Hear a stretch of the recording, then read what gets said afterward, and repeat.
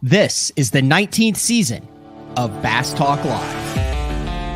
BTL is presented by Bass Cat Boats, Strike King Lures, Aftco, Pro Guy Batteries, X Zone Lures, Shoreline Boat and RV Repair, Spro, Gamakatsu, Big Bite Baits, The Bass Tank, Denali Rods, Beatdown Outdoors, and Sunline.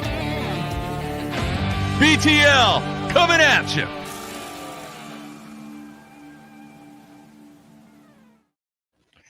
Good morning and welcome to another exciting edition of BTL Bass Talk Live, where we are going to talk about bass fishing. A lot going on this past weekend. We had kind of the final major event of the 2023 season go down, and that would be the Toyota Championship on Table Rock. As expected, jig, Demiki rig, Alabama rig, a lot of offshore stuff that played. Actually, tomorrow we are going to have Rick Harris on the show. I'm actually going to film it immediately following today's show because I am headed to Table Rock for a OBT Employees Week, and we're having like a little tournament there. So I paid like a lot of close attention to what's going on Table Rock. It's just like 10 boats, completely informal. But Rick is on I-40 driving past Eufaula now. So then he's going to be in studio, and we're going to talk all about that. I think he's also fishing the MLF Invitationals next year. So we'll talk about Rick fishing the MLF Invitationals. Good show today. Guy that I've known for a long time. And a longtime professional angler on pretty much every circuit that you can fish on, and that's James Niggemeyer. But before we get to James, I do want to point out, and I have to share the screen here. I know that it's been kind of a long time coming, but we'll share the screen right there. So this is the snubowling.com, Southern Nazarene University, where Mark Jeffries, who hosted BTL for 17 years, is now the head coach. And I'd been a little bit upset at him because BTL is an official sponsor of the SNU Crimson Storm. And on the website, I said, where's the logo? I said, I put up some BTL money for this, and I don't see the logo anywhere. So there you go. Right there. If you see right there where I'm circling, there it is. Knight and Industry, Cowan Construction, and BTL, now a premium supporter of SNU Bowling. So if you guys are into the Ocho, ESPN 8, maybe some fringe sports, if you want to go to the schedule, they're actually in Fort Worth this weekend. So if you guys have any desire, if they're in, they go to St. Clair.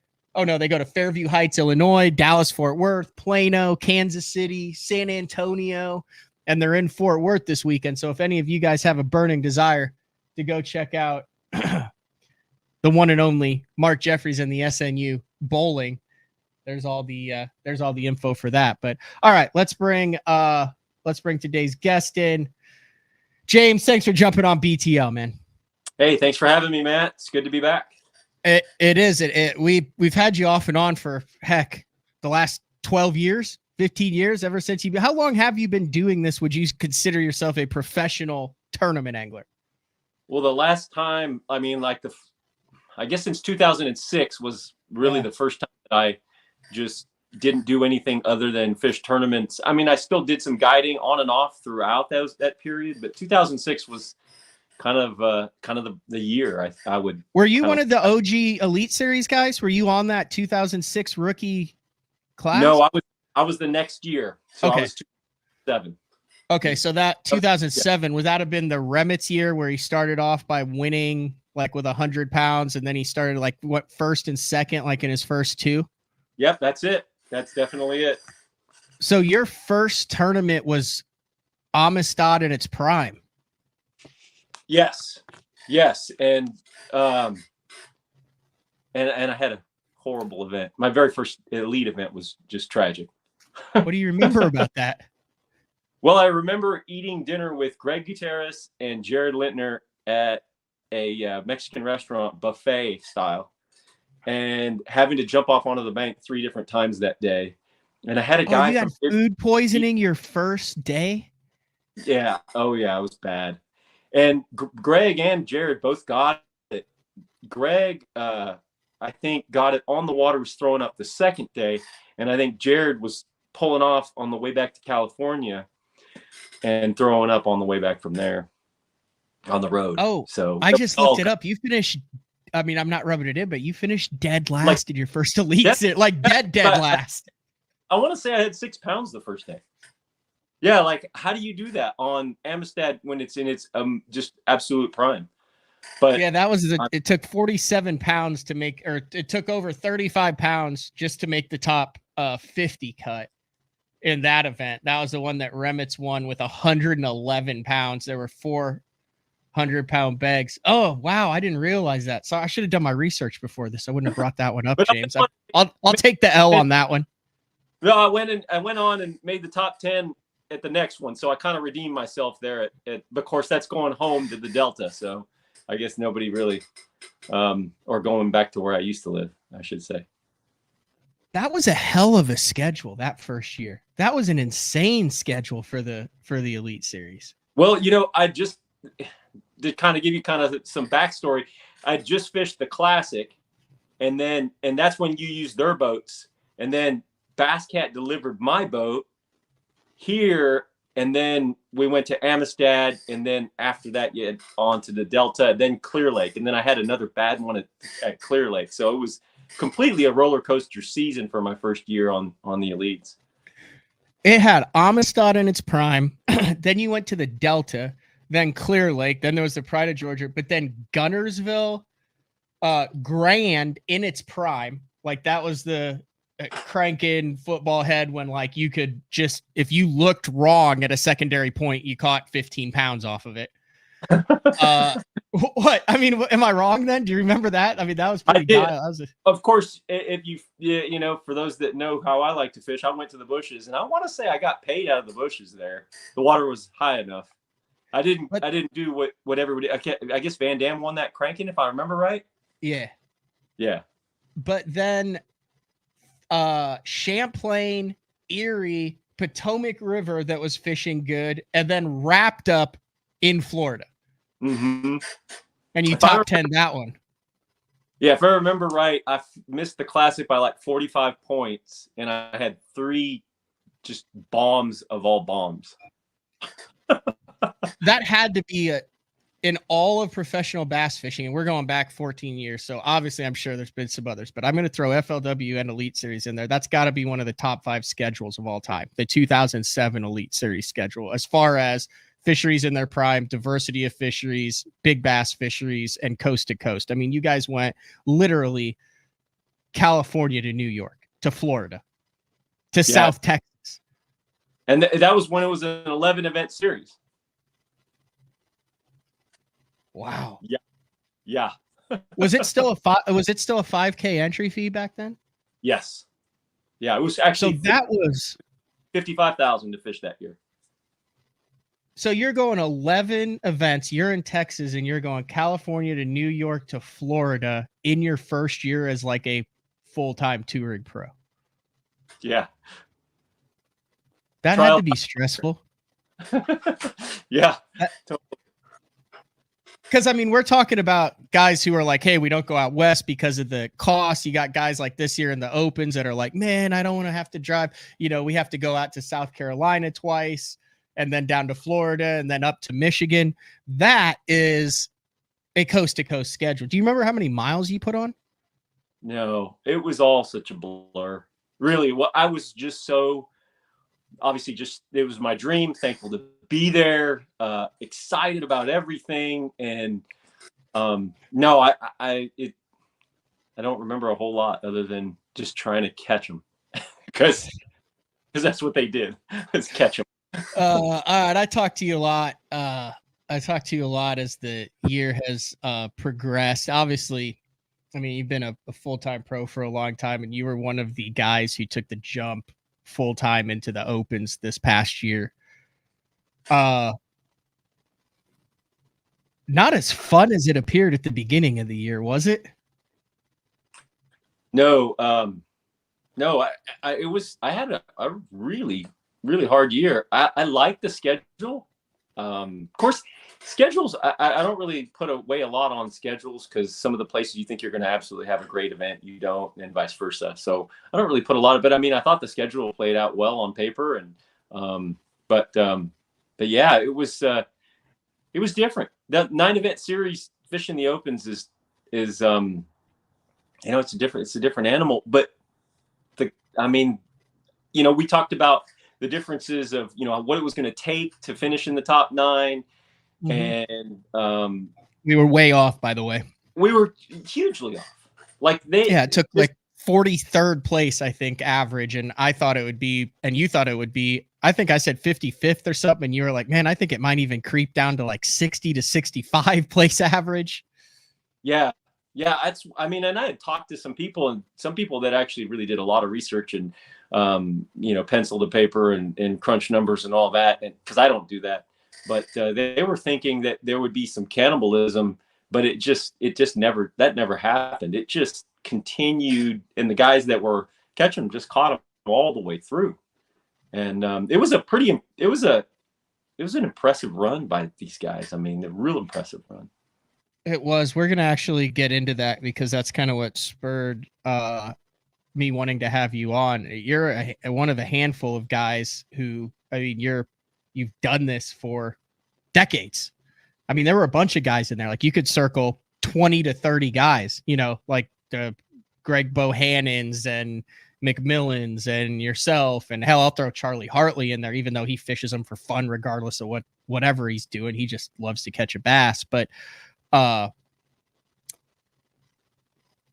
it came kind of down to experience, because as a guy who's covered it, I mean, I've watched you fish. I've watched a lot of these guys fish. I've written about it. I've covered it. And I think in bass fishing, there's always been kind of a deal as you pay your dues, you go through the process, you get your butt kicked, you learn, you get better. And then all of a sudden you kind of reach a level where you kind of have a one up on the new guys coming in, and they have to go through that whole process. And then you have those, depending on whether you want to Rick Clunnett or Tommy Bifflet or whatever, those 10 to 15 or all the way up to 30 years of, I know what's going on here, and I'm either going to grind it out or catch them. And those guys, I got a leg up on them. I mean, you talk about not looking at stats, but it's hard not to look at the stats statistically from an age wise. That doesn't mean a hill of beans anymore. It doesn't. It's and that kind of snuck up on me.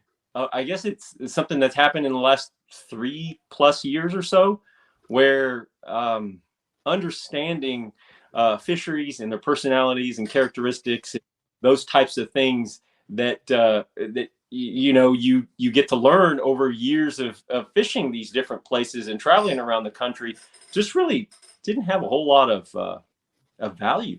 It really, not to me, it didn't. I just felt like, the guys that could come in just totally fresh, they just did way better. What do you remember about your learning process in the late 90s, the early 2000s, as you were coming up? Did you feel the progression and the momentum building? And were you completely, was it like foreign to you going to these things and seeing the Larry Nixons and Mark Davises and all that at these invitationals? And then was there a moment where you were like, okay, I'm hanging with them and I feel like I'm one of the guys, and holy cow, now I can beat some of these guys? I mean, was there a big separation when you jumped in those late 90s, early 2000s? Yeah, absolutely there was. I know when I moved out here from California, I fished the invitationals, the Central Invitationals, and I remember finishing like 30 something in gosh, I want to say that was like 2002 or 3, somewhere in there. And there was like, I want to say 15 guys that were fishing the top 150, because this was pre the elites, or top 100. That might be top 100. And I was like, well, why are these guys fishing this thing? And just those questions that a lot of people would ask. And, they're making it more difficult for a guy like myself to break in there. But fishing the Western Invitationals, on the West Coast, some of those guys came out West and fished some of those. So I got used to seeing them, but there was still that, man, there was that definite gosh, those guys just have an understanding of what's going on. And I'm just still trying to cut my teeth and trying to break into this whole thing. And I think it was a super, the learning curve was huge for me. It really was. For those who haven't listened to every BTL over the last 5 years, there's 3 or 4 years ago, I think we had you on where you kind of went through your progression. California, wanted to be a professional angler. Let me see if I get any of this wrong, interrupt me. California, young kid, wanted to be a professional angler. Talked to Dean Rojas at a sports expo, said, what do I need to do this? He said, you need to get the hell off the West Coast and move somewhere else. Move down to Texas, started guiding, met a couple key guys. Was Mark Pack one of those guys? Yep. That you met, started guiding on Fork and the surrounding areas, cut your teeth there, and then worked into the tournament. Is that a 30-second truncated version of how it went down?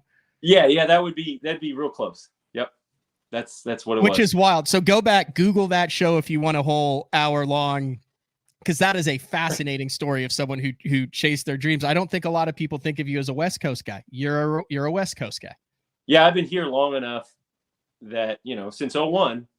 So I've been here long enough I think people just say I'm a Texas guy. I mean, even when I fished the elites, nobody ever said they never clumped me whenever they had like, these are the West Coast guys. I was never in that conversation. That bother you? No. I mean, that's just, I think it's just because a lot of the guys, well, like Rojas moved to Texas, or he bought a house in Texas, but he moved back to Arizona. And I think when those guys came onto the scene, they were mostly West Coasters that made their name then. And it took me a lot longer road before I made it to the tour level. And so by that time I was already a Texas guy. Was the first guy to go from the West Coast to Texas Gary Klein? Yes, because then I would say next would be Jay Yellis. Yeah, and he was Corvallis, Oregon. Yes, and then he moved to Arizona and he fished all the Colorado River stuff and just cleaned up. And then everyone just decided, hey, let's just not go to Texas anymore and let's go to Alabama. That was like the next wave of those guys that kind of started with Aaron. Yeah. Yep. Which and now so much more centrally located. Man, if I was, if my connection would have led me there, I'd probably be there now. Yeah. And then everyone was like, oh, well, there's too many people in Alabama now. Texas was long forgotten. So now everyone's up in Tennessee. It's right. Like it's gone. The group moved to Texas, then the group moves to Alabama. I mean, you got like the Mark Daniels Juniors and those guys that went to Alabama. And now there's a bunch of the guys that are up in that whole Tennessee area around Chickamauga. Which I really like that area. It's beautiful. A lot of lakes, just different stuff. Yeah. So that was a little bit of the backstory there, but you're talking about the progression, and this is the thing that shocked me. And we've seen young kids come up, but it seems like you can kind of put your finger on them. You can see a Jacob Wheeler at 19 years old. You can see a Brandon Polinick in a Bass Nation at 20. You see like Justin Lucas coming up through, the National Guard team at the FLW. Maybe there was a little bit of signs of this specifically over on FLW. If you look at last year's Toyota championship, and if you pay attention to those AAAs over there and the number of 20 somethings that are dominating those leagues and qualifying for championships and top 20 championships. But this was really the first year on the opens where it was like, 8 of the 9 are 28 or younger. And we're talking a full 9-division field. Is that strictly live scope? Is that strictly information? Or did we just get a crazy good young crop of anglers that all got on a heater this year, James? Yes. No, I think it's a culmination of all those things. Honestly, I think definitely the electronics thing is huge because never before in the sport has there been something that could literally reduce the learning curve. And open up a whole new group of fish to anglers that really never even targeted them. So, and a way in which to fish that was so different than, we all kind of looked at the lake through a grid of, okay, it's this time of year, they ought to be doing this. And I'm not going to say they threw that out the window, but, it and my They threw it out the window. Yeah, I mean, and really, in my understanding, because I'm not great with forward-facing stuff, but I can do it, and it's fun, and I really like it. And contrary to what people would think, I'm an advocate for it staying around.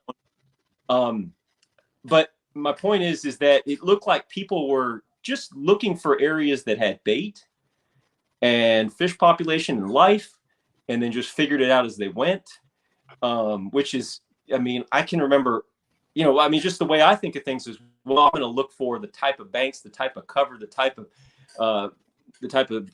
verticalness or whatever, depending on the time of year. I'm going to look for certain things, channels, whatever, and then try to find fish there. Well, they just went in a whole nother way, in my opinion. All right, so you fished through the side imaging and down imaging era. Like that was going on right there around what? I mean, was that what, 2007, 2008? That was when 2005, 6. But there was a period when you're fishing where there was guys who were good at side imaging and guys who didn't even have side imaging. Yeah, I want to say the first time I heard about it was 06. Literally the first time I heard about it. 06, 07, somewhere in there. But nobody was like blowing the doors off anything or making it a way in which to not only do really well, cash checks, but actually win. I want to say until 12, 13, 14. Do you think that that's the truth? Or do you think that there were guys that were, but we didn't have Instagram and Facebook and live on the water 3 days and 35 live shows where winners were getting interviewed instantly afterwards, and maybe that gold rush existed, it was just kept quiet for half a decade longer? Yeah, and take it a step further. Like when I started, the only way you really found out anything is if you read the pages of FLW or Bass Times, and to look at that technique breakdown or what the top 3, 4, 5 guys did. And that's all you really knew. And if it wasn't completely on the up and up, if there was, leaving out some stuff intentionally, you just didn't learn as much. Today, obviously with everything, it tells the story real quick, and there's no slanting in any direction. Or so, yeah, it could have been guys were doing really well with it earlier before that, but it just really seemed like that's when it kind of came onto the scene, or when it really made a big splash was those later years, I think. It'll be interesting to see how this evolves, James, because now everybody knows it. I mean, everyone at the top level. You're talking about, holy cow, I did it this way this year. This is how it went down. We just saw what went down at the Toyota. We've seen how everything's gone down in the opens. Instantly, it'll be interesting to see if there's a change, because now you'll have a lot more people doing the same thing on the water with the live. Like it seems like nature has a way of protecting itself, though, right? You can listen to guys going to be like, oh, the fisheries are going to be decimated. All these fish have never been caught. My belief is that the fish are going to go, all right, well, no one's jacked with us for 20 years out here. Now they are. Now let's go somewhere else where no one else is looking. You know what I mean? Is that a fair assessment? Like, will there always be a cutting edge way to catch them? Here's what I think. So I'm going to say 2010 through 15 there, right in there. I mean, we used to catch them on 2D straight below the boat. And if you found them like that, you'd catch almost every one of them. Just drop them straight down. I mean, whether I'm on Fork or smallmouth up north, it didn't matter. Like that's how we did it. You get right over top of the structure, drop it straight down on them, Texas rig, football jig. You could catch those fish.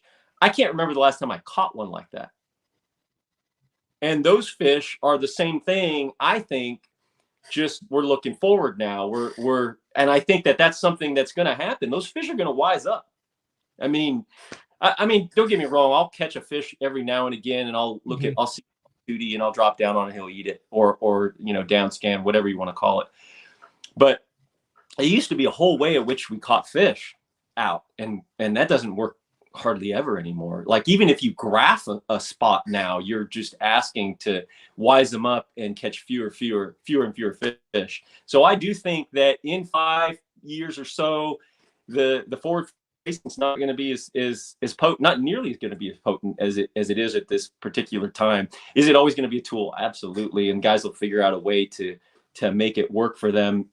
But I do think right now people are striking while the iron's hot, and they're doing really well with it. So I've been kind of one of those guys that's been slow to embrace new technology and new baits and different things like that. I kind of like to go to what I'm comfortable and what I'm familiar with and not experiment too tremendously.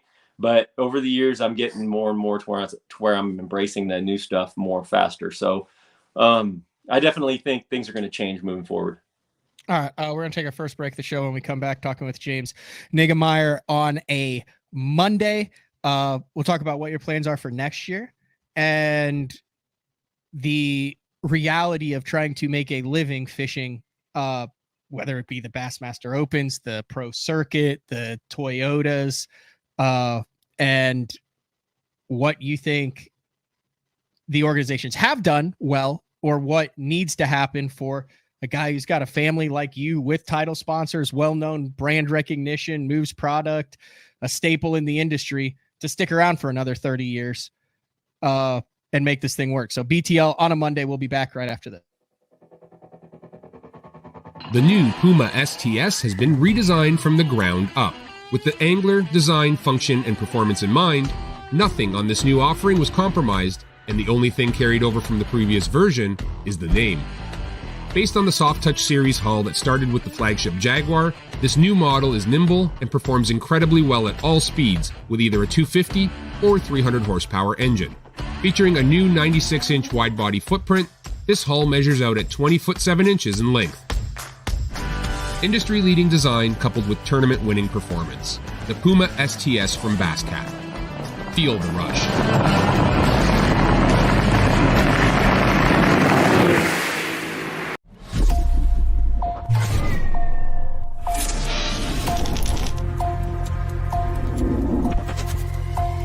Everything you need, one legendary brand. Taiwan Strike King.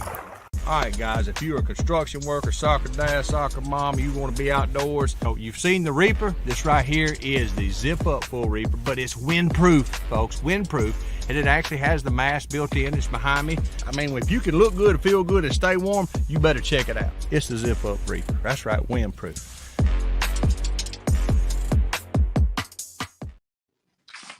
Elite Series Pro Daryl Gleason here. My Pro Guide batteries keep me going on those long tournament days and long practice days. Always plenty of juice, never fail.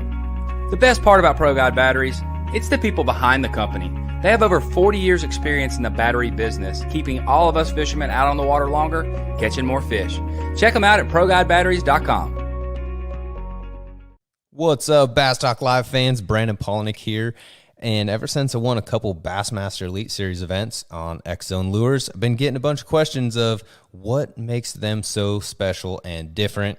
And really, the truth is, it's in the details. The little details, things like no cheap fillers in their plastic. That gives you more lifelike action, more realistic and vibrant colors. But don't just take my word for it. Go to www.xzonelures.com and check them out for yourself. The great thing about the new Sensation soft plastics from Big Bite Baits, heavily scented, super soft, buoyant, comes in 7 great new shapes. I've got a couple of them of my signature series, the cliffhanger worm and the ramtail craw. Great for a flipping jig, football jig, swim jig, all that. Several other great shapes. Really excited about it. We've worked over the last year, catches fish all over the country, and I think it's going to catch fish for people everywhere you try it. The Spro Little John crankbait has been around for almost 15 years, and it is one of my go-to crankbaits whenever I need a fish in the boat, so you can never have enough new colors. That's why Spro's coming out with a handful of new colors, including Pearl Shad, which has this bleached out white look, but it's got this pearlescent, really, really pretty. We've got Copper Shad, which looks amazing in the water. It's got that purple flake on the back, really, really pops in the water. And then if you want some real pop, we've got Sparkle Shad, nothing but sparkles all over this thing. And then last but not least, we've got the matte Sexy Shad, just a really different looking color for a crankbait. So you want to give them a little different look, that matte Sexy Shad is definitely the one to go with. All these colors are available in the original Little John and the MD.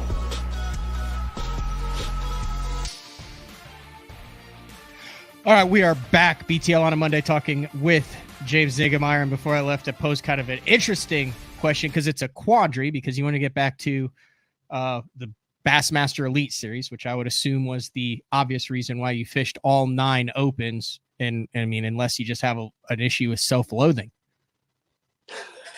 Yeah, absolutely. The goal is to get back to the elites for sure.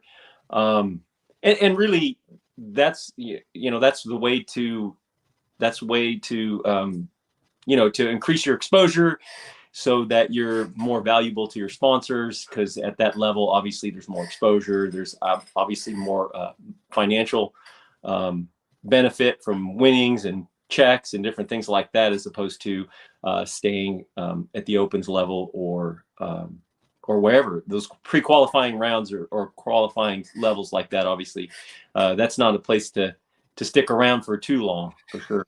Yeah, I've learned that the hard way, James. But I'm not saying that it's by any. I'm not saying it's easy. I'm just saying, that's definitely not the goal. No, sponsor wise, and I asked this to everybody who's I may even ask it to the guys at the top level. Like, is that a difficult? I mean, I know you're with GSM and Yamamoto and all that. Is that an interesting conversation as far as like, are they like, you have X number of years to make it, or are they behind you 100%, or have you found other ways to increase your level of exposure and value, or with Bass's increased exposure at the open level, which I would love to see the numbers. We got that Thursday. Are they and other sponsors happy with what they've seen as far as a return at that opens level right now? Well, I do think that in order for a guy to, like, I left the pro circuit, moved over here. Yep.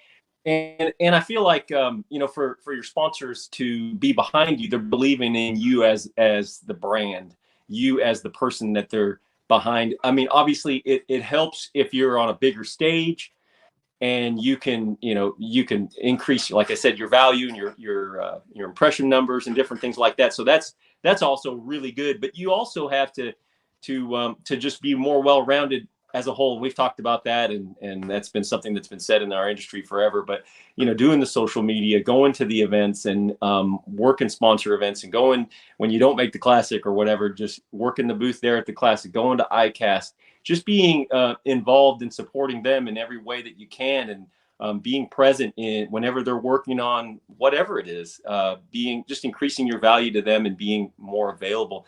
And then I have to believe that there's some better things to come for Bass. I don't know that opens will always look this way, and I'm hoping that there's going to be some different things that I'm hoping that I'll make the elites this year, or next year. But if I don't, I definitely am hopeful that they're going to do some different things that'll make this level even more appealing, and as well, I definitely like what they've done. They've increased the exposure level for the opens, and they've done some different things that I think has made it more attractive to be at the opens as well. Yeah. One of the things, I was on the Andrew Upshaw, we had Hank Weldon on Upshaw show, and we kind of grilled him on a bunch of stuff. But one of the things I think is cool is that live FS1 and live stream footage for all 9. I don't know if it's FS1 for all 9 events. It might just be 3 that, but the live stream for all 9 of the opens. That way, when you have a good derby, you can actually say, hey, here's the numbers, here it is, and actually show that value to the sponsors who still find it important to see you on TV. I know there's so much that goes on behind it. That's typically just the carrot on top. It just so happens to be the one thing that everybody kind of sees when it comes to assessing value. But I think the 9 is good, and then also the increased payout, just that $5,000 for 13th to 30th on a $200 additional entry fee, I think is good, because $5,000, and this sounds awful, this is how beaten down you are at the open level, but heck, you can break even at $5,000. There's a lot to be said for that. I mean, because the reality is you're, I remember when I first made the elites, and I was talking to Takahiro about, because we used to camp a lot together, and I've known Takahiro for a long time, and he always stressed the value of or the importance of surviving.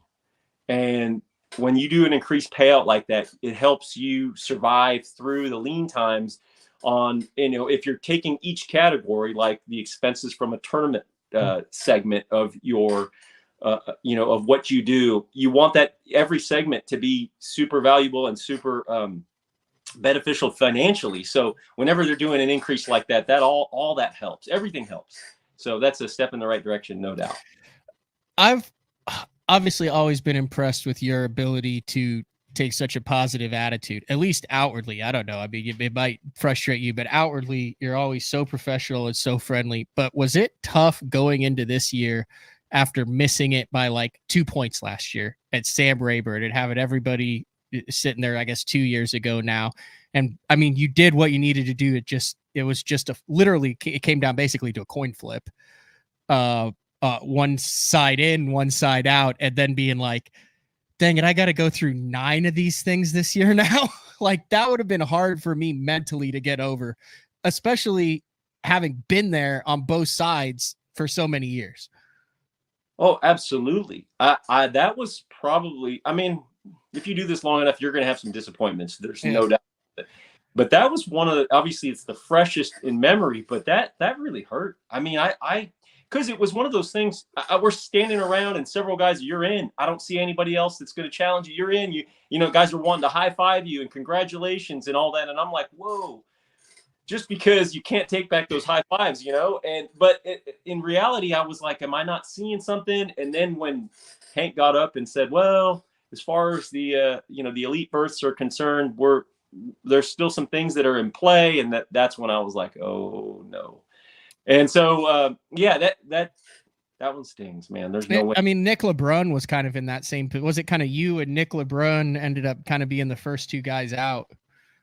Yeah. And I want to say there was just one other guy. I can't remember right off the top of my head, but yeah, we were standing there and he was like, hey, if I don't make it, I hope you do. Cause obviously he's fishing the BPT and he qualified. He had a, phenomenal year last year. Phenomenal. And so he's like, man, if I don't make it, I hope you do. And so we were kind of just waiting around, standing around. I really felt like, because I was in 4th going into the second day and I did better on the second day. So I'm thinking, but I mean, some guys did even better that were behind. Those jumps from behind up that had fallen, and then it's easier to go from 100th to 30th. Right. So absolutely it stings. You talk about being positive. Obviously, it's so super important to be positive and just to choose that mental outlook, because the reality is you can look around and find the things that are the problems with things, no matter what it is you're doing. And I feel like if you let that stuff just sit there and permeate in your brain, then you're not going to be as excited to go catch them. You're excited to do the things that you once found to really love. And all of it just kind of wears on your overall performance, whether you're representing your sponsors or at a tournament trying to catch one. So I try to do everything I can to keep my mind focused on the positive things. Now, don't get me wrong. I take assessment, I take a category, like look at it and just say, okay, these are definite problems here. Hopefully they get better. But you can't turn a blind eye to stuff, but you also you just have to choose to look at the positives. You really do. And I would have talked we're talking about on the water, right? Because I mean, there's a whole nother in the weeds off the water, and then but I'm talking about on the water. And I say this because I probably talked to you once a practice, maybe twice a practice, and it's very general, but you're always very positive. Like you're like, even if you're having a sucky practice, and I'm very quick to say, screw this place. Like the Jordan Lee, this lake sucks hat. And it always, every time I'm like, dude, the guy is like genuinely positive. Cause okay, like let's break down like the Lake of the Ozarks, right? Like, yeah, that was not an easy tournament, at least for me during practice. And I talked to you, but it was amazing how you were like, dude, I've had a couple positive things happen. And like, I was like, dang, James is really looking forward to this tournament because you had like grabbed onto a couple things. And that's what I'm saying. Like, is it hard to stay that positive? Cause I was like, I don't know which frickin' dock these things are under. I guess I'll just skip every damn one and hope that 5 eat it. But you seem positive, whereas I like resigned myself to the fact that I was going to skip docks the whole time. I was like, I wish I could have such a positive outlook like you had, where you were like, man, I've seen some things. If it happens, it could be epic. Yeah. And the thing that I've learned over the years of being out there is, and this is where I kind of lay my hopes in, as far as tournament competitive wise, is you just really never know until you get out there and apply, say, tournament pressure to it, your pressure to the fish you found or the areas you found, what you're really going to uncover, what you're going to really bring in, or what you're going to catch, the bites you're going to get, and different things like that. So I definitely try to color my expectations or hopes for the tournament with, you don't know what's all there. Hopefully it's better than you think it is. Now, granted, I've had many where I was like, wow, I really thought this was a lot better than it actually was. But yeah, just try to just remain, that in the mindset that I don't know everything that's out there. I don't know everything that I've uncovered. And I love it when, it's like Christmas Day and it's just a gift that's bigger than you could ever imagine. And that's where I try to be. I don't always end up there. And I'm excited that you think that I'm always optimistic, because I want to be. No, you are. But here's where I struggle. Okay, let's break down. And I think a lot of guys do too. Talk about the difference between practicing an area and then tournament pressure, and how you assess whether, hey, this area has potential and I'm going to come back and fish it, or whether is this phrase a red herring, or what is the phrase, a false albacore? No, I think that's a type of fish. What? Red. Where you like catch one and then you convince yourself that you're going to win the dang tournament off it, and you go back and you never get any bites. I am always in a battle in my mind, like, how hard do I practice? How much do I leave on the unknown? That's a thing that like I need to get better at. So how do you said tournament pressure versus what you do in practice? Break down how you determine, or what gives you clues that an area has potential in practice, and then walk through the process of the difference between what you do on a Tuesday versus what you do on Thursday morning in that same area. So number one is, I'm going to try to fish with a little bit faster boat speed. And then if I get into an area and I get a bite quick, like just pretty quick, I'm already thinking, okay, there's the potential for more fish here. Because if I get bit pretty quick, that's always going to kind of alert me to, okay, there's probably more fish here because I got bit so fast. Then the next thing is, I want to at least get one more bite to say, okay, that just wasn't a fluke. And I don't want it to be just 1, 2 right in that one spot, though that sometimes happens. But I want to just at least get a couple bites within a larger area. That kind of shows me, okay, there's the potential to be more fish here if I can get a bite pretty quick, and if I can get more than one. And then generally, I'm trying to move. Like if I get a couple bites in an area and they're better, like that, the target range quality, like if let's say 10 pounds, 12 pounds is good. If I'm getting these, they're 2-pounders, then I'm going to say, okay, this is a good area. Definitely I'll just pick the trolling motor up and leave. I tried back in the day to just kind of uncover everything within that area, but I don't do that as much anymore. I just kind of leave that for tournament day and try to figure that out as you go. The bad part about that is a lot of times you won't know where the best section is. Like, cause let's say I go down this left-hand side and I get a couple bites there, and the right side looks just like it, but I just say, forget it, I'm out of here, I'm just going to go. I might get there on tournament morning and there'll be a guy on the right side, and he ends up catching 18 pounds and I have 13. So that's the catch-22. But I definitely try not to show, the fish my bait too much. I want them to be pretty excited about it. I try, because I recognize that pressure is going to be a big deal. Mm-hmm. And so that's kind of my approach to, as far as like finding fish and trying to get an understanding. And now I try not to set the hook on a lot of fish, but I definitely want to see what I'm dealing with. Because if you catch one and it's like that one-eyed bass that looks like it's been living around, and it's been not doing too hot, that's probably not a good sign. But if you're catching nice, healthy, quality fish, then you're probably around a school of fish. So that's kind of my thoughts as far as like locating fish. But I try, I definitely try to cover water. I try to push myself to cover way more water than I probably should have, because I feel like more times than not, I end up going, man, I didn't check this. I didn't go here. I don't even know. And there's usually a place on the lake that's going off better than everywhere else, that this bottom third or the upper third or the middle section. So I want to expose myself to as many of those places I possibly can too. So that's kind of my rough outlook or framework for how I like to attack practice. I think I may answer your question. If not, yeah, no. So then go into tournament mode. Now it's Thursday morning and you're going back to that spot that you had a couple good bites in, but you burned down. How are you fishing it differently than you did when you practiced through there? Well, I'll always have a cut. Like if I got bit doing one thing, I'm going to have a couple of things that I think, well,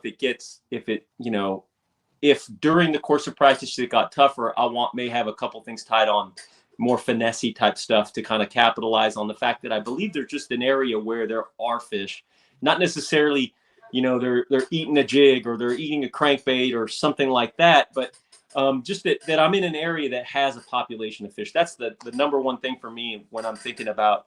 So then I'm going to go in there and I'm going to fish it real methodically and thoroughly, because I'm not a guy that fishes really fast. I'm more of a single hook guy. And I like to try to pick apart everything, different angles, leave it in there, fish it slower, try some different presentations, rate of fall.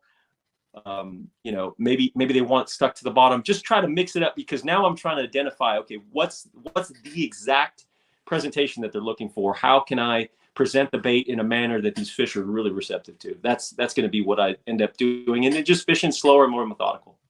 So if you it takes you 15 minutes to go through an area, you get a couple bites in practice, you're spending 45 minutes to an hour on that same stretch in the tournament if you've deemed that it has potential. Yes, but I want to get bit pretty quick too.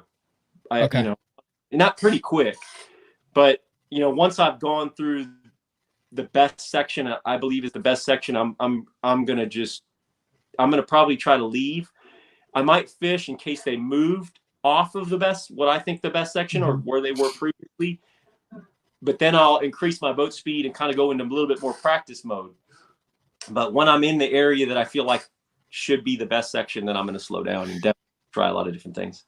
That's a really good point that you made about you'll look at what the fish looks like in practice when you catch it. Like, does it look like a resident fish? Is it like the fish that's like been on that dock for 7 years and it's like just lives there, or fish that are moving in and out? Are you looking for the color of the fish? Like if you have dark green fish that are mixed with light fish, does that mean it's a transition area where you have fish coming out of deep water and fish that are resident there, or fish that are coming in and out of the grass there? Like what are some of the things that you're looking at that determines that, hey, there's going to be, is it a bait deal? Is it what is it that makes you say this has fish both coming, going, and staying?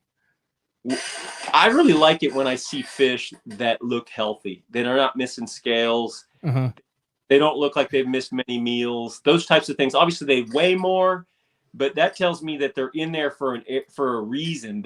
It's just not that one resident fish that I'm actually on an area or in an area that fish are utilizing. On a piece of cover, a piece of structure where they're, this has got high potential for there being more than one, but also for the ability to catch a big one there too. So I definitely like fish that look good, look healthy. And it depends on the time of year, because sometimes I'm just looking for the onesie twosies, but at the same time, I want to try to identify an area that's got a lot of fish, that's got potential for having multiple fish in an area. Yeah. I know you're a pro's pro, so you'll never like bring this stuff up. You'll never talk about it. But if you look at this year, you had 101st in Alabama, then a 72nd, then you went 21st, 14th, and 46th. So you're halfway through the year. You've taken a 14th that's managed your 101st. So, I mean, you're sitting really, really well. I just want to let people know this is how volatile this sport or competitive activity, whatever you want to say, is. Because then you go to the St. Lawrence River and everybody sees 15 pounds and 198th place. I mean, you are fighting. You are in the mix to make the Elite Series this year. And you have stuff there that is 100% out of your control. Nothing you can do that totally derails your season and then forces you to fish for the win in the remaining 3, where you have the triple digit finish, but completely you have something 100% out of your control on a roll halfway through the season. To me, it seems like there is no justice in this sport like that. Like, and now your whole season's derailed. Now you're not going to get on and say, hey, I had some catastrophic failures here and wasn't able to make it back in, and it had absolutely nothing to do with me, and I was catching the crap out of them and thought I could have 18 to 20 and never even got to fish for my fish. You're just going to sit there and take that L, the 198th. But I mean, in reality, that's how thin the line is between getting on a roll for the second half of the season and completely being screwed. Yeah. Over the years, there's stuff that just happens that's just completely out of your control. You could do everything right, maintain everything, all your gear, all your equipment, your boat, your electronics, everything. And there's just stuff that happens that's just completely out of your control. That doesn't make it any easier to swallow, but yeah, I mean, that was rough, man. That was. I'm not saying to go into it. I'm just letting people know that, like, yeah. I mean, and then the Harris chain, I didn't make it back in time for weigh-in because I didn't get back to the lock on time. Oh, I didn't know that. You missed the lock at the Harris chain? Yeah, I used the lock at the Harris chain. I ended up being 11 minutes late, and I had 9+ pounds or something. Would that have checked you? I would have missed it by like 9 ounces or something. But regardless, just another one of those things. You're like, man. So the day before, I'm like, I lock through and I get back 30 minutes to go. I can't catch a fish in Big Harris. So I'm like, well, today I'm going to push it and fish right to where I think I can still make it back conservatively. Of course, I'm totally wrong. There's more boats at the lock and I'm late. So, but of course, everyone was pushing it on day 2. At Harris Chain's the last of the season. Everyone's trying to catch, what they can catch and do the best that they can. There's really, you're either in the points or out of the points. And if you're out of the points like me, you're just trying to do have the best finish and get the biggest paycheck that you can. And of course that ended up, I pushed it too hard, and I generally push it. My wife hates it.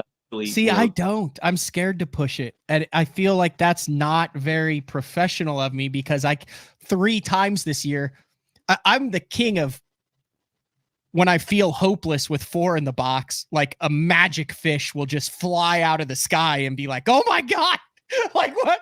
I got a limit. And then don't tell anybody, but that was the luckiest limit ever. That happened twice this year. But then I'm also just straight paranoid after a couple things that have happened at a Toyota Championship and then with some at Oneida.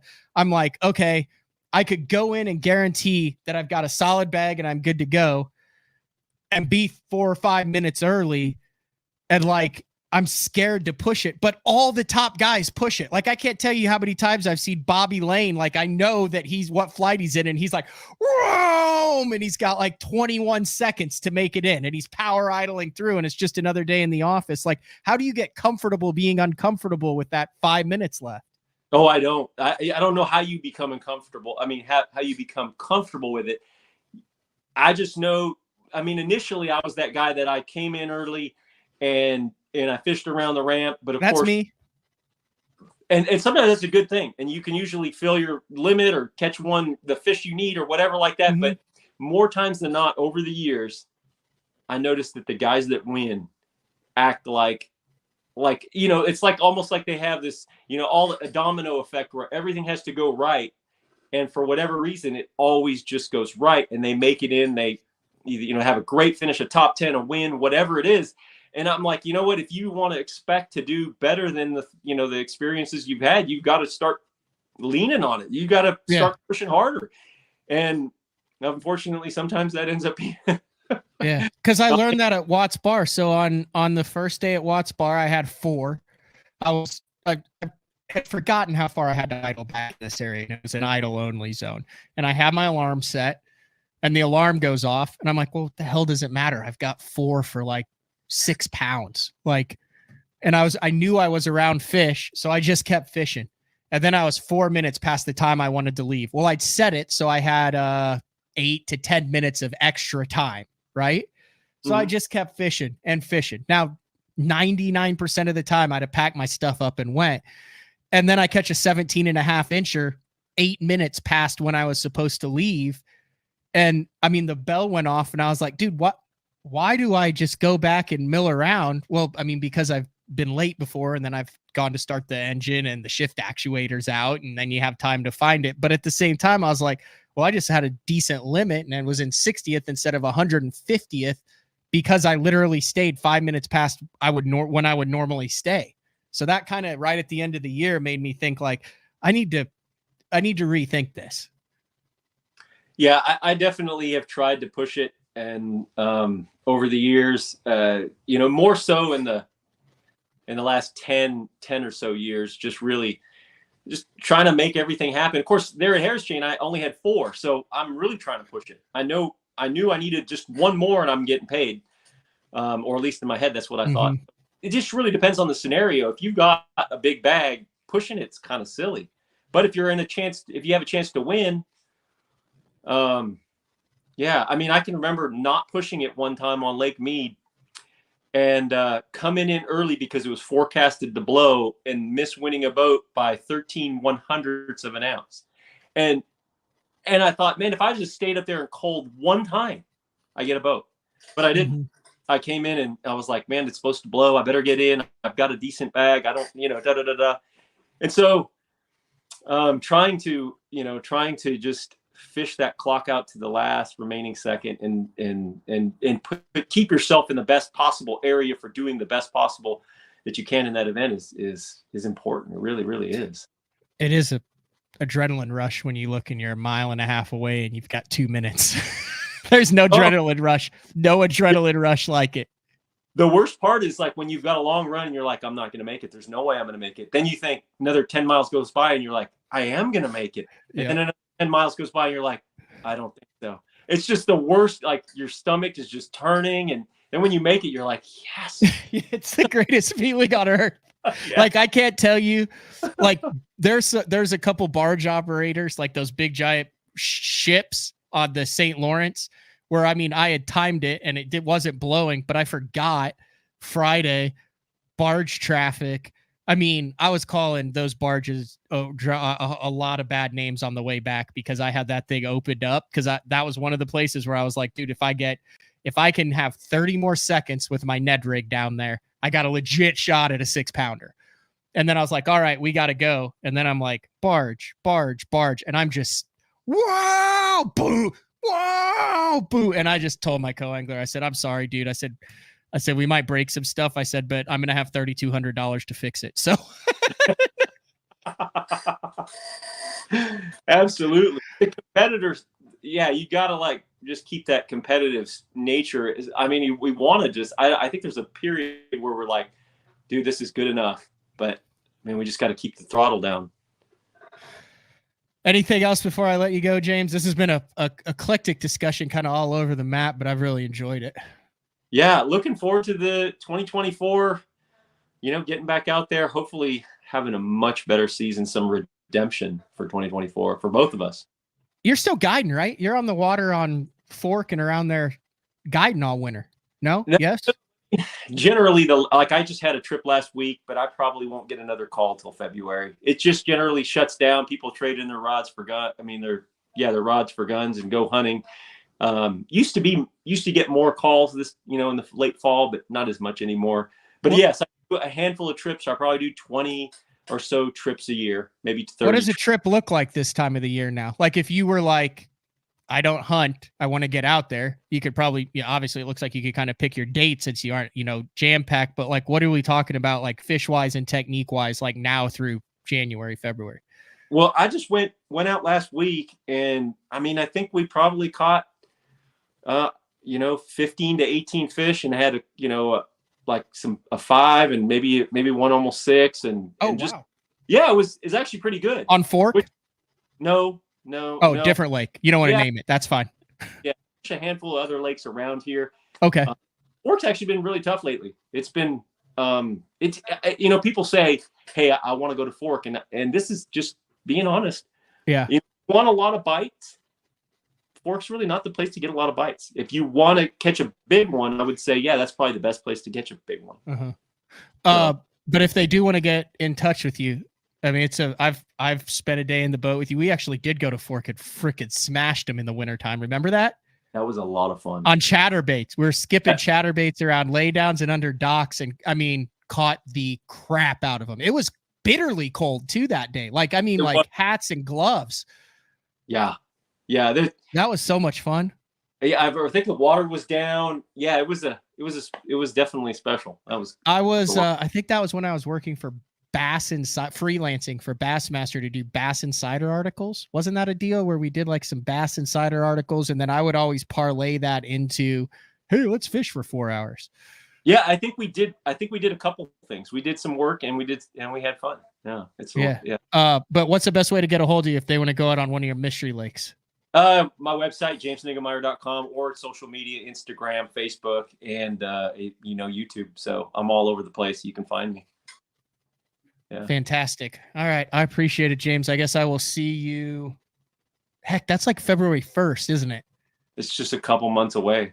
Oh my gosh. Are you ready? Well, it's actually 3 months away. No, I'm not ready. I got to go to Table Rock for a writer's or a employee deal. Like, I'm fishing this week. So right after the Toyota series was there, but I'm looking forward to that. So I'm trying to get everything. I screwed up, dude. I'm not new. I've decided at age 39 that I should learn like how the boat power works. So like, I mean, aside from just plug it in and everything works, like I want to know. So I've understood like, parallel and how the batteries juice and AGM versus the lead acid stuff versus the lithium. Anyway, long story short, I've got the pro guides.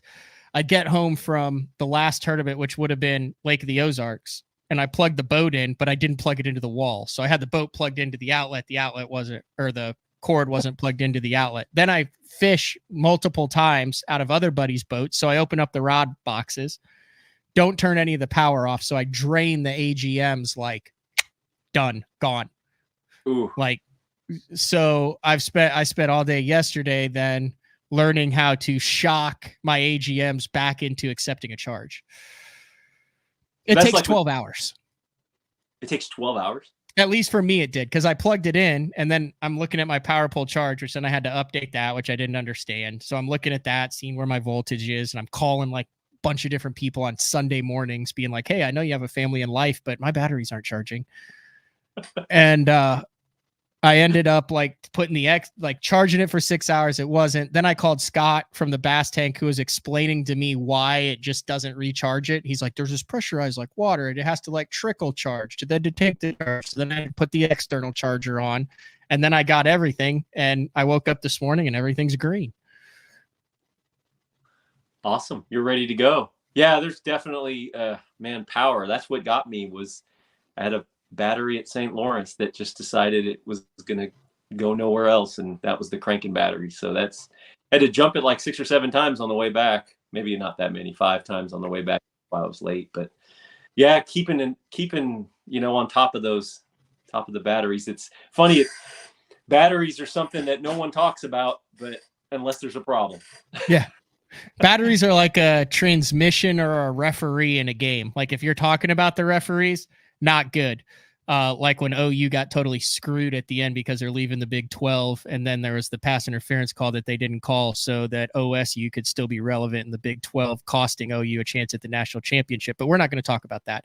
Or a transmission in a vehicle where, you never talk about the transmission until you have transmission issues. Exactly. Same with batteries. All right, James, I'm going to let you go. Man, I was going to go the whole show without it, and I don't know how that popped in there, but I got that in there at the end with the I'm not a rabid college football fan at all. It's all good. All right, I'm going to let you go, James. Enjoyed it. All right, see ya. See ya. All right, that was James Niggemeyer. Take our final break of the show. When we come back, talk about what we have going on for the rest of the week. BTL on a Monday. Having confidence in your tackle while on the water is one of the main things to success, in my opinion. In the last couple of years with Denali, I've had just that. From anything from spinning rods, casting rods, tungsten products, even now to casting and spinning reels, I have the confidence to go out there and get the job done and know that all my equipment is going to handle it and do it just the way I want it. The thing about Denali is you've got great quality products at a great price point, so make sure you check them out. Shoreline Boat and RV, dock rash, storm damage, collision repair, that deep scratch or gouge from trying to access that secret creek. Shoreline Boat and RV can get your prized possession back in mint condition and looking good on the water, fast. All repairs are done in-house, so they're able to get your boat or RV back to brand new, quickly. All Shoreline's work comes with a rock-solid warranty. Find out more at ShorelineBoatandRV.com, Kansas City, Austin, and Tulsa. I'm the kind of guy that never leaves the house without a pocket knife, and Gamakatsu's come out with the EDC series of knives. EDC stands for everyday carry, so whether you're on the water or off, you can always have it with you. The best thing about it to me is that assisted open feature. With this D2 blade, you've got it right here at your fingertips, so if you can't find your scissors, you need to cut a knot, you need to cut your braid, you've always got it. Make sure you check it out. Never leave home without your Gamakatsu EDC knife. Born in Japan, using technology, innovation, and precision, Sunline produces the widest selection of fishing lines at the most technologically advanced line factory in the world. Manufactured at the strictest tolerances to produce victories at the highest levels of tournament bass fishing. From household names like Christie, Swindle, and Cruz, to young guns like Cook, Logan, New, and Welcher, they all trust Sunline to take them to the top of the leaderboard. Choose the line that will give you the strength to guarantee your confidence. Sunline. All right, we are back wrapping things up on a Monday. A little bit of a different show for this week. I'm going to have to record a couple of shows. Rick Harris, fresh off of a top 20 finish at the Toyota Series. He's also one of those guys down in Texas, works for Hill Country Hammers Guide Service. So he's actually sitting in my living room right now, waiting on me to finish the show. We're going to record a show that will run tomorrow on the 7th. Talking all things Big Bass Toyota Series. He's making the jump to the MLF Invitationals next year. Kind of a cool career arc that he's been on over the last 3 or 4 years, and good to see when a good person has good things happen to him. No show on Wednesday. I will be at Table Rock, and then Thursday, record a show with Uncle Frank. He will be back, and then we'll be back next Monday. But next Monday after the show, I head to Memphis to tour St. Jude. Obviously had developing a really good relationship with St. Jude Children's Research Hospital through the Dick Hiley St. Jude Bass Classic that I talk about on a regular basis. And one of the things they did after this year, Gretchen from St. Jude was like, hey, we'd like you and Adam Bartuzek from the Crappie Chronicles to come tour St. Jude and see what it's all about. So everyone that's been there has told me that is a life-changing experience. So I'm really looking forward to seeing that and meeting some of the people that make a difference in a lot of these kids' lives and families' lives. So, all right, that's all we got for today. We'll see everyone tomorrow. Big shout out to James Niggemeyer. Hey, if you guys want to go winter fishing and you're in Texas, like, he's a good dude to call, man. Great family guy, very educational on the water. We'll sit down. He's a good dude to be on the water with, and I've known James a long time. So that's all we got for today. We'll see everybody tomorrow. Later.